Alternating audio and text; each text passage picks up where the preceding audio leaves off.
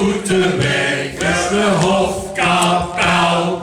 Jongen, wat een hemd ik zou. Goed vind, dan blijf ik even jonger staan. Of kijk het weer, is zijn veilig? Dan blijf ik even jonger staan. Peter als kastelein hier van het befaamde Korneroes. We mogen hier door het jaar heel veel vergaderen. We zijn ook met de vastelavond hier van de partij. Doe deze ossen ook ondersteunen. En heb je ook een geweldige tent neergezet. Die wordt vanavond en volgende week hopelijk flink gaat stubben. Veel succes de komende vastelavond. En namens de vastelavond mag ook Hiddedig onderscheiden met onze jaarorde van 2020. Dankjewel. De blazen bent goed.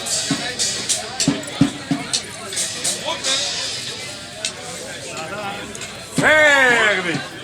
Peter, nogmaals bedankt en een schone succesvolle vastelavond.